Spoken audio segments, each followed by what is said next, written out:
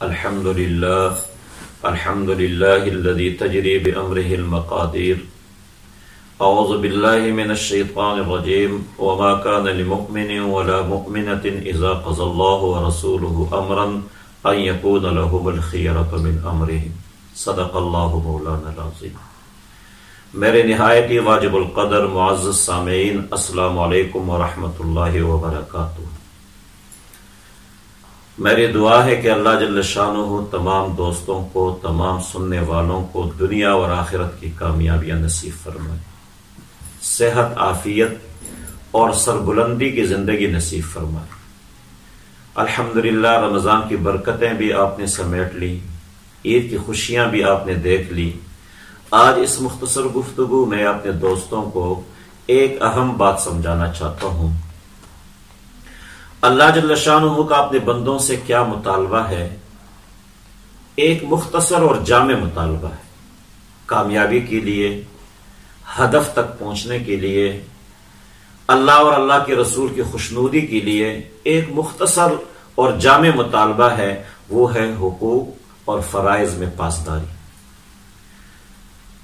حقوق اور فرائض کا تعلق چاہے معاشرے سے ہو، چاہے ریاست سے ہو، چاہے بندوں سے ہو، اور چاہے اللہ اور اللہ کے رسول کے حقوق سے ہو. ان حقوق اور فرائض کی پاسداری ہر بندے پر، ہر مسلمان پر لازمی ہے، اور یہ کامیابی کے لیے پہلی سیڑھی ہے. ہدف تک پہنچنے کے لیے یہ ضروری ہے، کامیابی اور کامرانی کے لیے یہ لازمی ہے. آپ یوں سمجھے کہ ایک طالب علم امتحان حال میں ہے، اس کے سامنے پرچہ آتا ہے، اس میں 2 سوال لازمی ہو، باقی اختیاری ہو. ایک طالب علم اختیاری سوالات کو بہترین طریقے سے حل کر لے، محنت کرے اس کے اوپر، اور لازمی سوالات کو چھوڑ دے، تو وہ طالب علم کبھی اگلے درجے میں نہیں جا سکتا، وہ کبھی کامیاب نہیں ہو سکتا، وہ کبھی ہدف تک نہیں پہنچ سکتا، اس لیے کہ اس نے لازمی سوالات چھوڑ دی. اسی طرح اللہ جل شانہ کے بندوں کے لیے جو احکامات ہیں، اس میں بہت ساری چیزیں ایسی ہیں جو لازمی ہیں، جس کو میں نے حقوق اور فرائض سے تعبیر کر دی ہے. اگر حقوق اور فرائض میں غفلت ہے، کوتاہی ہے، کمی ہے، وہ آدمی کبھی کما حق ہو اللہ اور اللہ کے رسول کی خوشنودی حاصل نہیں کر سکتا. جنت تک پہنچنے کے لیے حقوق اور فرائض یہ ضروری ہے. آگے جتنے اعمال ہیں اختیاری، وہ جنت میں جانے کے بعد درجات کی بلندی کے لیے ہے. ہمارا المیہ یہ ہے ہمارے معاشرے میں، معذرت کے ساتھ، کہ ہم درجات کی بلندی کے سارے کام سر انجام دے رہے ہیں، اور جو چیزیں ہیں، جو فرائض ہیں، جو حقوق ہیں، جو جنت میں جانے کے لیے ہے، ہدف تک پہنچنے کے لیے ہے، اس کی طرف ہمارے دھیان نہیں ہے. یعنی جن چیزوں سے درجات کی بلندی ہوگی، جن چیزوں سے جنت میں بلند درجے ملیں گے، وہ تو ہم کر رہے ہیں، سر انجام دے رہے ہیں. لیکن جن چیزوں سے ہم نے جنت تک پہنچنا ہے، اس سے ہم یا تو انتہائی غفلت میں ہیں، یا ناسمجھی کی وجہ سے ہم چھوڑے ہوئے ہم. دیکھیں، اللہ جل شانہ کا یہ مطالبہ نہیں ہے کہ آپ ہر آدمی کے ساتھ اچھائی کریں، یہ اللہ کا مطالبہ نہیں ہے. آپ ہر آدمی کی مدد کریں، یہ اللہ کا مطالبہ نہیں ہے. آپ ہر آدمی کی درد اور دکھ میں شریک ہو، یہ فرائض کے درجے میں اللہ کا مطالبہ نہیں ہے. اللہ کا تو مختصر مطالبہ ہے، اس سے بہت آسان ہے. وہ یہ ہے کہ آپ نے کسی کو تکلیف نہیں دینی، آپ نے کسی کو ضرر نہیں دینا، آپ نے کسی کا حق نہیں رکھنا ہے. ایک آدمی کسی کا حق رکھے اپنے پاس، کسی کا حق دبائے، کسی کو ایذا دے، کسی کو تکلیف دے، اور اس کے بعد نکل جائے، بڑے صدقات دے، خیرات دے، بڑے بڑے کاموں میں حصہ لے، تو ایک طرف جو فرائض، یہ اللہ کا مطالبہ نہیں تھا، اس میں تو بڑھ چڑھ کے حصہ لے لیا. اور جو اللہ کا بہت آسان مطالبہ ہے، بہت مختصر مطالبہ ہے، اس کو چھوڑ دی. اس لیے اس اہم بات کی طرف آپ دوستوں کی توجہ دلانا چاہتا ہوں کہ پہلی چیز جو ہمارے سامنے ہے وہ فرائض اور حقوق میں اللہ جل شانہ کے احکامات کو مد نظر رکھنا ہے۔ اب دیکھیں، ریاست کے حقوق ہیں۔ جس شہر میں ہم رہتے ہیں اس شہر کے مقامی قوانین ہے یا ریاستی قوانین ہے یا اداروں کے قوانین ہے۔ آپ یوں سمجھے کہ آپ روڈ پہ جا رہے ہیں، گاڑی چلا رہے ہیں، آپ کے لیے اس ادارے نے، ریاستی ادارے نے کچھ اہداف متعین کر دیے ہیں، کچھ ضوابط آپ کے لیے وضع کر دی ہے کہ آپ نے کس رفتار سے جانا ہے، آپ نے کس لین میں چلنا ہے۔ اب ان احکامات کو مد نظر رکھ کے گاڑی چلانا یہ آپ پر فرض ہے۔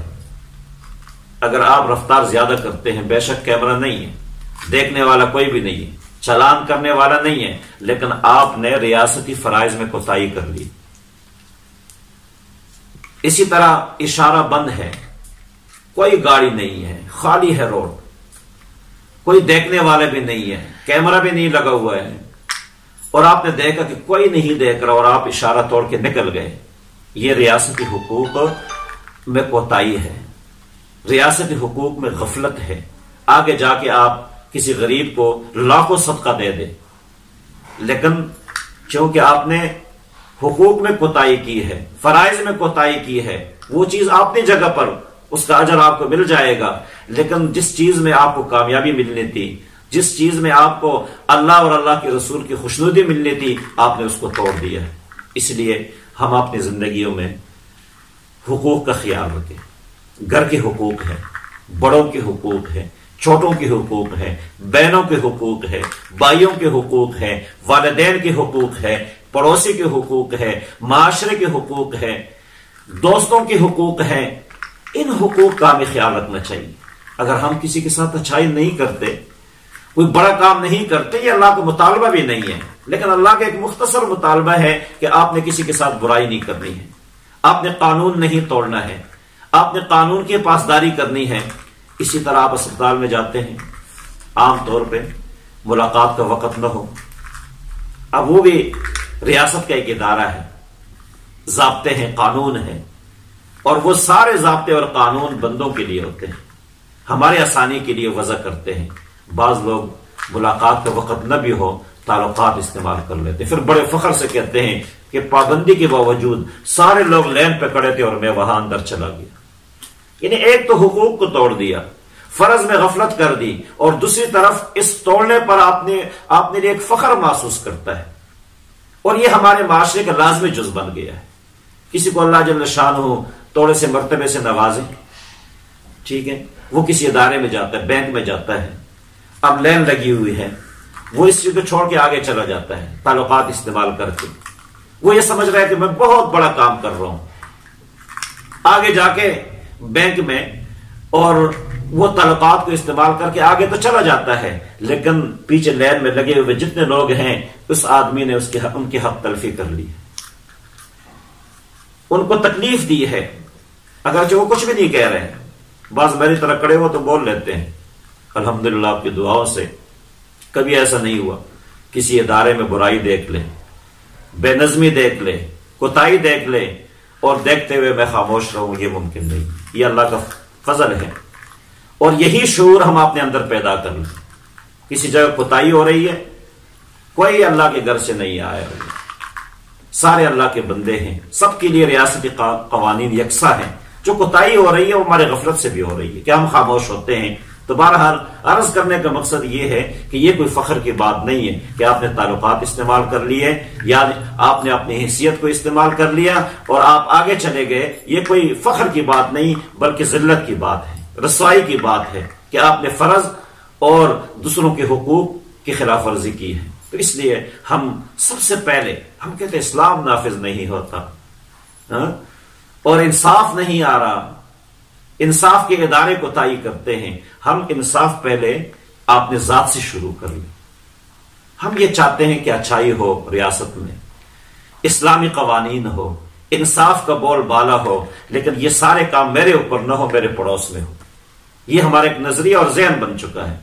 ہم کہتے دیندار ہو جائیں، لیکن یہ دینداری میرے اندر نہ آ جائے، دوسروں کے اندر آ جائے.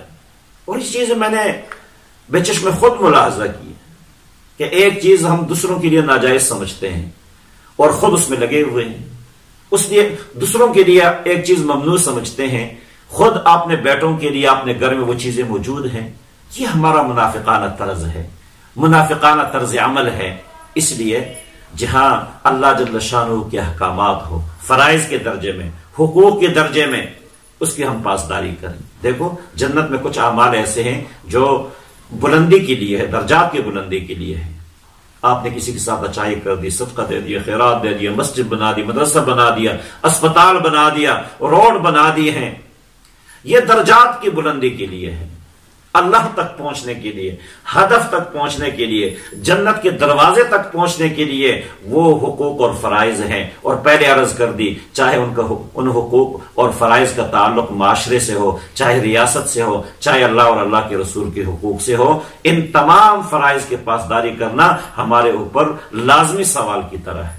جس طرح طالب علم لازمی سوال چھوڑ دے اور باقی اختیاری سوالات کو حل کر دے، وہ کبھی اگلے درجے میں نہیں جا سکتا، ہدف تک نہیں پہنچ سکتا، کامیاب نہیں ہو سکتا. اسی طرح ہماری کامیابی بھی اسی میں ہے کہ ہم فرائض اور حقوق کے پاسداری کریں. جزاکم اللہ خیرا.